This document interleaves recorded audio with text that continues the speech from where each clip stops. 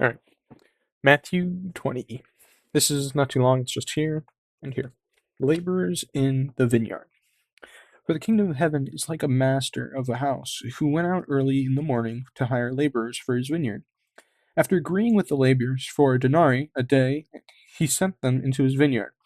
And going about the third hour, he saw the others standing idle in the marketplace, and said to them, You go into the vineyard too, and whatever is right I will give you. So they went going out again about the sixth hour and the ninth hour, he did the same. And at about the 11th hour, he went out and found others standing. And he said to them, Why do you stand here idle all day? They say to him, Because no one has hired us. And he said to them, You go into the vineyards too. And when evening came out, the owner of the vineyard said to his foreman, Call the laborers and pay them their wages, beginning with the last up to the first. And when those hired about the 11th hour came, each of them received a denarii. Now, when those hired first came, they thought they would receive more, but each of them also received a denarii. And on receiving it, they grumbled at the master of the house, saying, These last worked only an hour, and you have made them equal to us, who have borne the burden of the day, scorching the heat. But he replied to one of them, Friend, I am doing you wrong. Did you not agree with me for a denarii? Take what belongs to you and go. I choose to give to this last worker as I give to you. Am I not allowed to do what I choose with what belongs to me? Or do you begrudge my generosity?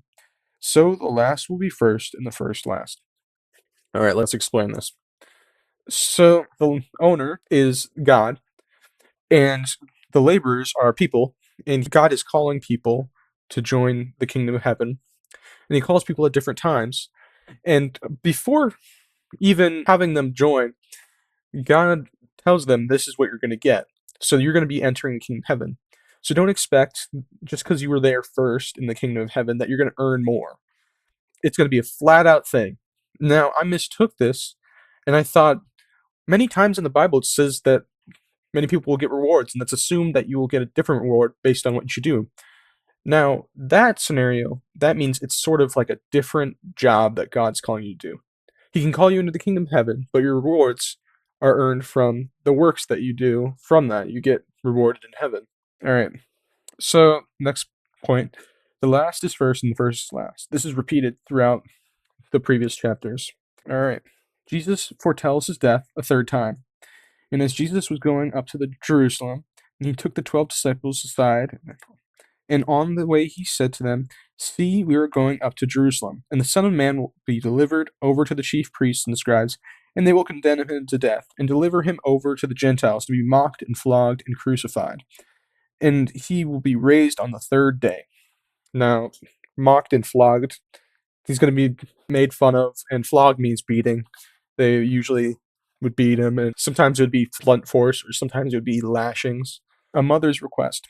Then the mother of the sons of Zebedee came up to him with her sons, and kneeling before him, she asked him for something. And he said to her, What do you want? She said to him, Say that these two sons of mine are to sit one at your right hand and one at your left in your kingdom. And Jesus answered, You do not know what you are asking. Are you able to drink from the cup that I am to drink? They said to him, We are able. And he said to them, You will drink my cup. But to sit at my right hand and at my left is not mine to grant, but is for those whom it has been prepared by my Father. And when the 10 heard it, they were indignant of the two brothers. But Jesus called them to him and said, You know that the rulers of the Gentiles lord it over them, and their great ones exercise authority over them. It shall not be so among you, but whoever would be among you must be your servant, and whoever would be first among you must be your slave. Even this, as the Son of Man came not to be served, but to serve, and to give his life as a ransom for many. So, the sons of Zebedee, who are that? That is James and John. Now, what does this mean when Jesus says, drink from the cup? Now, I think this means the persecution that's to come and to do the will of the Father. And he's asking, do you think you'll be able to drink from the cup?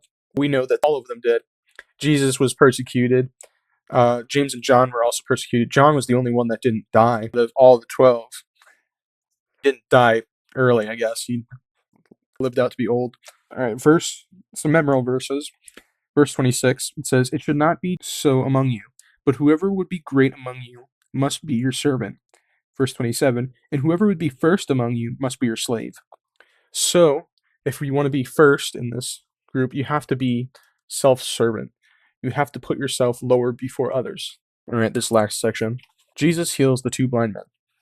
And as they went out of Jericho, a great crowd followed him. And behold, there were 2 blind men sitting by the roadside. And when they heard that Lord Jesus was passing by, they cried out, "Lord, have mercy on us, son of David."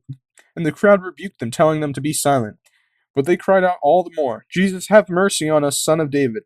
And stopping, Jesus called to them and said, "What do you want me to do for you?" And they said to him, "Lord, let our eyes be opened." And Jesus, in pity, touched their eyes, and immediately they recovered their sight and followed him. So, first they say, "Lord, have mercy on us, son of David."